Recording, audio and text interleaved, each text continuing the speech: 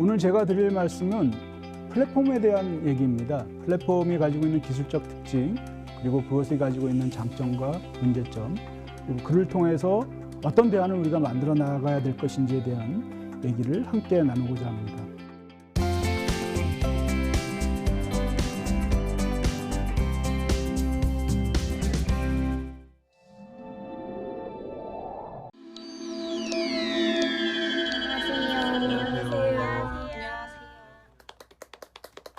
안녕하세요. 서울과학기술대에서 학생들을 가르치고 있는 이광석이라고 합니다.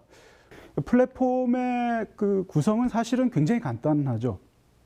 여러분들이 쓰고 계시는 이제 중계 애플리케이션이라고 하는 것이 일종의 이제 플랫폼의 상징 기술처럼 돼 있죠. 일종의 이제 자원들을 상호 연결시켜주는 인터페이스 역할을 하는 것이 플랫폼이죠. 그래서 그 플랫폼을 소유한 사람을 우리가 보통 중개업자라고 얘기를 합니다. 미국 영어로는 브로커라는 말로 쓰기도 해요. 그러니까 기업의 오너이지만 자원을 연결시켜 준다라는 의미에서 이제 브로커라는 의미로 쓰고 있고, 우리말로는 이제 중개자라고 얘기할 수가 있겠죠. 그 중개자는 무엇을 주로 이제 연결시켜 주냐면 아까 말씀드린 대로 자원이죠. 자원인데 유형의 자원도 있지만 무형의 자원, 데이터, 콘텐츠 이런 것도 일종의 이제 자원이라고 할 수가 있겠습니다. 노동을 제공하는 것, 누군가 돌봄 서비스를 한다든지 하면 이제 그것이 이제 서비스 영역에 들어가겠죠. 근데 이것은 이제 유형이 아니고 무형의 것이기 때문에 무형의 자원이라고 우리가 얘기할 수 있겠습니다. 자동차를 빌려준다든가 자동차를 누군가 운전을 해주면서 나를 A에서 B까지 데려다 준다든가 이런 것도 이제 일종의 서비스라고 할 수가 있겠죠. 누군가가 나한테 남는 것을 빌려주고 누군가 필요한 사람은 그것을 쓰는 활동들이 광범위하게 벌어지고 있는 것이 이제 플랫폼이라고 할 수가 있겠습니다. 단순히 유형과 무형의 자원들이 거래되고 앱을 통해서 플랫폼을 통해서 서로 상호 교환하는 그런 시스템이 플랫폼이라고만 우리가 이제 생각할 수도 있겠지만 그 안에서는 끊임없이 기술의 흐름들이 있습니다. 정밀한 첨단의 기술들이 흐르는데 사실은 공급을 하는 쪽에서는 이제 어마어마한 자원들이 그 앱에 매달릴 거 아니에요. 그럼 그걸 분석을 해서 얼마만큼의 자원이 있는지, 필요한 자원이 어디에 있는지 이런 것들을 분석하는 데이터의 흐름들이 분명히 존재해야 될 거고, 소비자는 계속해서 이제 소비를 하겠죠. 소비를 하는 행위들의 어떤 고객들의 취향이라든지 어느 시간대에 많이 소비를 하는지 어떤 유형의 자원을 소비하는지 이런 것들이 끊임없이 분석이 돼야 적절한 매개 장치로서의 플랫폼의 역할들을 할 수 있다라고 볼 수가 있겠습니다. 그래서 플랫폼이라는 기본적인 장치가 우리가 흔히 알고 있는 앱이라는 것이 기본적으로 플랫폼의 어떤 경제나 사회가 유지되기 위해서는 전제가 돼야 된다라고 볼 수 있고요. 구체적으로 그렇다면 그 안에 어떤 기술적인 기본 기술들이 있는지를 좀 하나하나 좀 얘기를 드리겠습니다. 먼저 말씀드리고 싶은 게 이제 데이터인데요. 빅데이터. 빅데이터라는 것은 사실은 뭐 사이즈가 크다라는 의미도 있지만 많다라는 의미도 있지만 사실은 지금의 우리가 데이터에 있어서의 가장 큰 특징들은 여러분들이 좋아요를 누르고 댓글을 누르고 뭐 퍼날르기를 하고 거기에 어떤 별점을 통해서 평가를 하는 행위들 이런 것들이 다 데이터로 분석이 되는 거죠. 그걸 우리가 보통 비정형 데이터라고 얘기합니다. 그래서 우리가 빅데이터, 데이터의 시대야, 데이터 사회야 라고 얘기할 때는 이제 그런 비정형, unstructured라는 개념이에요, 영어로는. 그런 데이터들이 중요하게 취급되고 각광을 받는 시대, 그것이 이제 빅데이터 사회라고 얘기할 수가 있고 빅데이터의 가치가 있는 거죠. 우리가 공장으로 비유하면 일종의 이제 주형 공장이라는 것을 우리가 비유할 수가 있겠어요. 주물 아시죠? 그러니까 주형 틀에다가 특정의 틀에다가 쇳물을 부으면 특정의 결과물이 주물이 나오죠. 그러니까 데이터는 일종의 쇳물과 같은 겁니다.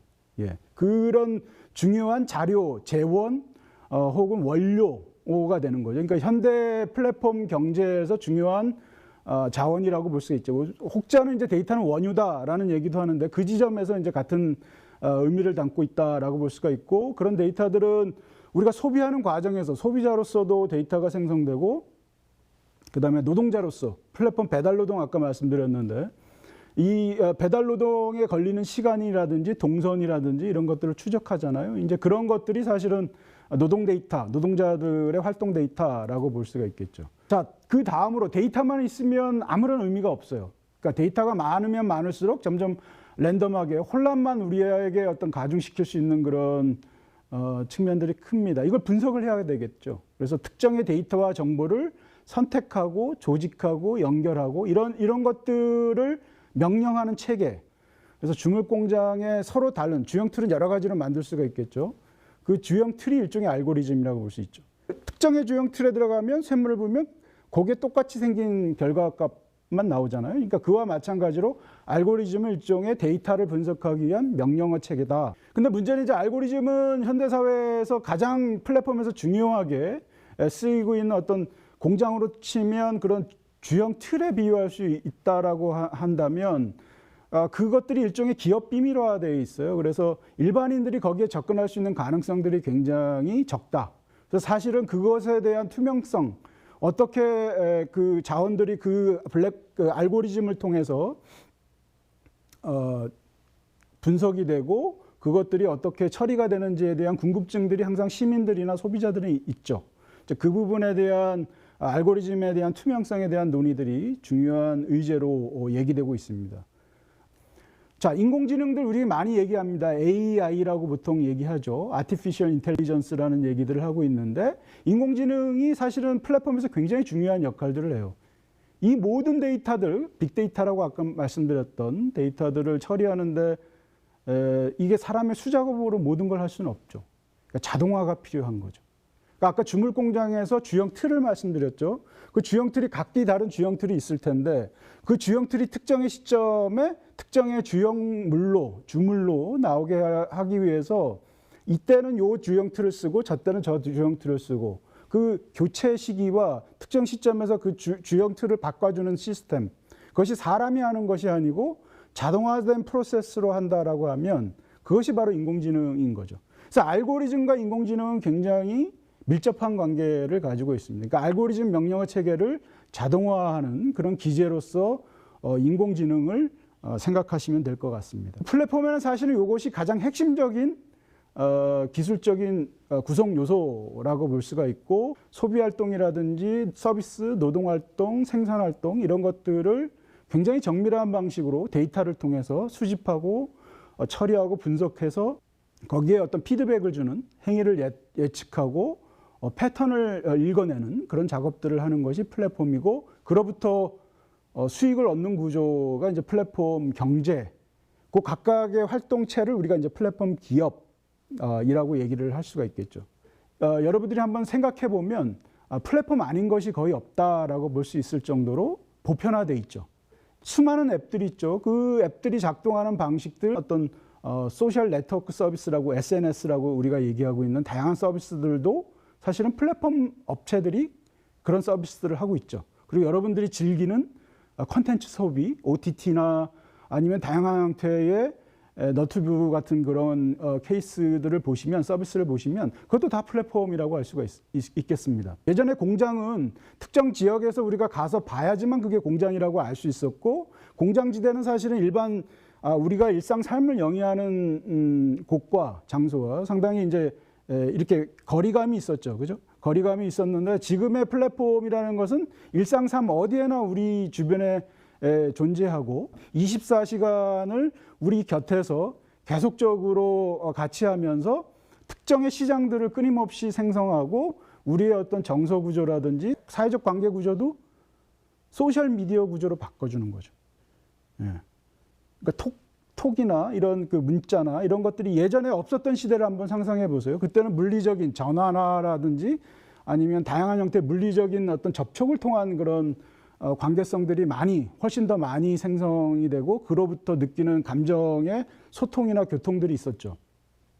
근데 지금은 사유화된 기업들이 운영하는 앱을 통해서 여러분들이 관계들을 맺고 거기에서 어떤 스트레스를 받는다든지 감정의 교류를 느낀다든지 공허감을 일으킨다든지 등등의 전자적인 방식의 매개의 그런 플랫폼을 통해서 여러분들이 감정의 어떤 변화들을 겪고 있다는 거죠. 그런 점에서 훨씬 더 영향력이 훨씬 크고 현실의 우리의 어떤 지각이라든지 삶의 조건을 좌우하는 그런 힘을 가지고 있다라고 볼 수가 있고요. 플랫폼은 어떻게 보면 굉장히 다양한 층의 기술과 다양한 층의 서비스와 자원들을 매개해주는 거대한 어떤 집합적인 공장, 사회적 공장이라고 볼 수가 있겠습니다. 자, 여기까지 강의 내용 중에 혹시 질문 있으면 받아보겠습니다. 네. 방대한 데이터의 수집과 빠른 분석이 현대 사회를 이끄는 중요한 부분이 되고 있는데, 한편으로는 무분별한 데이터의 수집과 필터링 없는 분석이 문제가 되는 부분도 있는 것 같습니다. 이 부분은 어떻게 해결이 되어야 하는지 궁금합니다. 우리가 보통 이제 기술을 통해서 데이터 보호, 시민들의 데이터 보호를 많이들 얘기하는데 PET라는 개념이 있어요. 그 Privacy Enhanced Technology, 그러니까 프라이버시를 향상시키는 기술.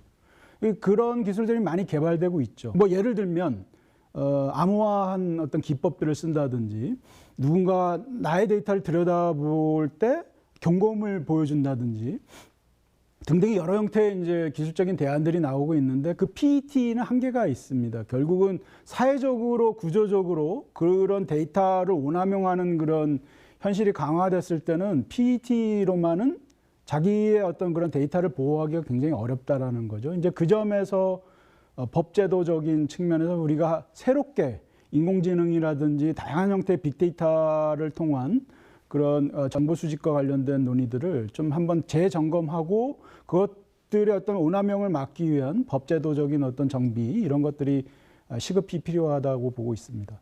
플랫폼이 가지고 있는 장점은 많죠. 플랫폼 기술이 가지고 있는 것은 일단 이제 경제를 활성화할 수 있고, 처음에도 말씀드렸지만 여러 가지 형태의 유무형 자원들을 매칭시킬 수 있는 중요한, 우리가 쉽게 찾을 수 없는 그런 자원들, 어떤 사람이 쓰고 남았는데 한쪽에서 필요한 자원들이 있을 거 아니에요. 이제 그런 것들을 쉽게 매칭시켜 줄 수 있고 중개해 줄 수 있는 그런 효율성을 가진 기술이라고 볼 수가 있겠습니다. 이것은 자원의 남용을 막고 비용을 절감할 수 있는 중요한 기술이겠죠. 특히 지금과 같이 코로나19 국면, 포스트 코로나라고 할 정도로, 혹은 뭐 뉴노멀이라고 할 정도로, 새로운 일상이라고 우리가 얘기할 정도로 비대면이 강조되는 현실에서는 플랫폼이 가지고 있는 힘이 있죠. 한국 사회에서 특히나 이제 배달이나 유통 이런 것들이 굉장히 다른 어떤 나라들보다 굉장히 신속하고 빠르게 전개되는 그런 서비스들이 전개되는 현실에서 플랫폼이 가지고 있는 장점들이 있습니다. 그리고 특정 일을 하면서도 프리랜스의 어떤 그런 일들을 할 수 있는 그런 여건들이 되죠. 그래서 플랫폼 노동들을 뭐 요새 말로 부캐라고 얘기 많이 하는데, 특정 일을 하면서도 남는 시간에, 특히 이제 프리랜서 자유직종에 있는 분들이 많이 그런 경우들이 있는데, 플랫폼과 관련된 연계된 노동 서비스들, 유연 근무들을 하는 경우들이 있습니다. 그리고 플랫폼은 사실상 앱이죠. 앱이라는, 상징적으로 보면 앱이기 때문에 스타트업들이 특히 쉽게 시장 진출을 할 수 있는 그런 여건들이 되고 있죠. 근데 사실은 이런 장점들이 어떻게 보면 플랫폼이 가지고 있는 문제점이기도 해요. 왜냐하면 쉽게 만들 수 있다는 것은 쉽게 특정 시장에 진출해서 시장을 교란할 수 있다라는 의미이기도 하죠. 그리고 플랫폼은 데이터가 없이는 작동하지 않는다라는 말씀을 드렸는데, 데이터를 통한 감시, 데이터를 특정 방식으로 사유하는 것들, 이런 것들이 이제 크게 문제가 될 수 있고요. 그리고 다양한 형태로 플랫폼을 통해서 우리가 소통들을 많이 한다라는 말씀을 또 드렸었습니다. 그런 것들은 사실은 지금 많이 발생하고 있는 것처럼 극단적인 어떤 사회적 편견이라든지 혐오라든지 이런 정서들이 빠르게 안착하는, 그래서 콘텐츠를 소비하는 데서 있어서도 자극적인 것들을 알고리즘이 자동 추천해 주는 그런 현실, 그리고 자기가 좋아하는 것만 계속 보게 하는, 전문 용어로는 이제 우리가 그런 것들 필터 버블이라 그러죠. 끊임없이 자기가 소비하고 싶어하는 콘텐츠만 소비하고자 하는 그런 현실들이 이제 점점 커지게 되는 것이죠. 노동과 관련해서 보면 알고리즘을 통해서 실시간으로 데이터, 어떤 사람의 동선을 추적하고 그러다 보니까 이제 쉽게 노동 통제를 할 수 있는 그런 경향들이 있습니다. 이 사람이 어디에서 지금 주문을 받아서 어디까지 지금 배송을 하고 있는지 이런 것들을 쉽게 알 수 있는 것이죠. 그리고 배달 시간을 굉장히 단축하면서 알고리즘을 통해서 어떤 노동인권보다는 노동자를 어떤 자원에 불과한 형태로서 알고리즘이 측정해서 최단 시간에 A에서 B까지 빠르게 갈 수 있는 경로만 안내하는 생체적인 리듬을 가진 존재가 이제 사람인데 알고리즘은 그걸 인지하지 못하죠. 그게 이제 비의도적인 알고리즘의 무자비성이라는 그런 전문 개념이 있습니다. 그러니까 의도하지 않았는데 알고리즘이 그렇게 추천을 하게 되는 거죠. 그러니까 직선거리를 추천한다든지 사람은 길로 다녀야 되는데 날라서 갈 수 있는 A에서 B까지 직선거리를 추천한다든지 이런 것들은 사실은 이제 의도하지 않았지만 기술의 문제에 의해서 배태되는 그런 노동 통제라고 볼 수가 있습니다. 그리고 경기가 악화되고 지금과 같이 이제 비대면 상황이 계속되면 안정적인 직장보다는 플랫폼을 매개한 일자리들, 그리고 그런 어떤 플랫폼 기술이 작동하는데 그것들을 이렇게 보조하는 역할, 그런 개념으로 우리가 이제 유력 노동이라는 개념이 있어요. 고스트 워크라는 노동, 그런 노동 형태인데 그런 유력 노동, 그러니까 AI가 좀 더 잘 작동하게 만드는 허드렛 일을 하는 인공지능 인형의 눈알받기라는 그런 개념으로도 비유가 되고 있는데 이제 그런 노동들이 고용 없는 노동 형태들이 확대될 수 있는 그런 가능성들이 있다라고 볼 수가 있겠습니다. 장점도 있지만 상당히 많은 부분 그 기술이 가지고 있는 사회에 미치는 영향력이 우려할 만한 수준에 이르렀다라고 볼 수가 있겠습니다. 이게 이제 어떻게 보면 법이고 제도적인 측면에서 새로운 기술이 사회에 안착되기 때문에 그에 대한 어떤 대비책이라든지 규제책이 마련되지 않은 이유 때문에 이제 발생할 수 있는 문제가 있고요. 그리고 블랙박스 얘기했죠. 그 알고리즘을 기업들은 될 수 있으면 감추고 싶어 한다. 그 기제들이 어떻게 메커니즘이 작동하는지에 대해서 별로 외부 사람들이 알기를 꺼려 한다라는 것이죠. 근데 이제 사실은 시민들이나 소비자들이나 그리고 일반 노동자들, 그 플랫폼을 매개해서 노동을 수행하시는 분들은 실제 자기의 권리들이 침해받고 있는지, 데이터들이 자기가 원하지도 않았는데 밖으로 새나가고 있는지에 대해서 요구할 수 있는, 투명성에 대해서 요구할 수 있는 그런 권리들이 있죠. 그래서 실제 유럽에서도 그것들을 법적으로 알고리즘의 투명성을 보장해야 된다라는 법안이 이미 통과돼서 실행이 되고 있거든요. 우리가 알고리즘 기술을 다 알 수는 없죠. 근데 이제 일반 시민들이 알 수 있는 그런 언어를 통해서 이것이 어떻게 작동되는지에 대한 설명들은 분명히 있어야 한다라고 볼 수가 있고요. 자, 여기까지 강의 내용 중에 혹시 궁금한 점 있으면 질문 받도록 하겠습니다. 네, 질문해 주시죠. 유용한 영역이 경제적인 측면에서만 발전하고 있다는 생각이 들고 공공재로서의 역할은 많이 부족한 것 같은데 이를 좀 더 다양한 영역에서 활용하기 위한 방안이 있을지 궁금합니다. 공공 플랫폼이라는 개념이 있어요. 그래서 단순히 그 기업 행위를 하기 위해서 플랫폼을 만드는 것뿐만이 아니라 그 앱 자체가 어떤 공공의 어떤 데이터를 시민들에게 공유하고 그 데이터라는 건 사실은 시민들의 활동 속에서 나온 데이터죠. 그 축적물들을 시민들 스스로 잘 쓸 수 있게, 그러니까 상업적 용도뿐만이 아니고 비상업적인 용도 혹은 공공적인 용도로 쓸 수 있는 그런 플랫폼들을 만들겠다라고 지금 그 지자체나 정부 기관에서 움직임이 있거든요. 이제 그런 흐름들이 저는 굉장히 중요하다고 볼 수 있고 일반 사기업에서도 혹은 일반 시민들도 그런 형태의 플랫폼들을 만들었던 사례들은 조금 흔하진 않지만 있어 왔습니다. 예를 들면 이제 마스크 지도 같은 거, 초기에 우리가 코로나 터졌을 때 대학생이 마스크 지도를 만들었잖아요. 앱을 만들어서 어느 약국에 마스크가 얼마만큼 재고가 있는지를 정부 데이터를 통해서 그런 시스템을 만들었거든요. 이제 그런 것들이 일종의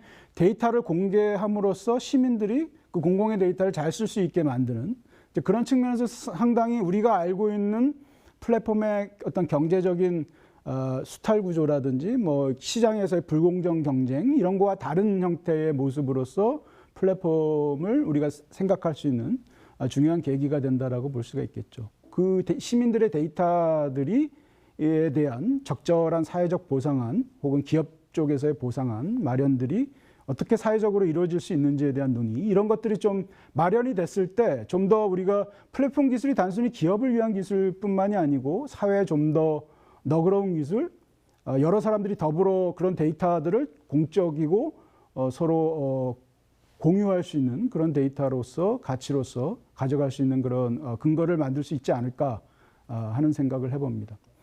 여러분들한테 플랫폼에 대해서 좀 더 생각할 수 있는 그런 좋은 시간이 되었으면 좋겠습니다. 자, 이것으로 제 강연을 마치도록 하겠습니다. 감사합니다.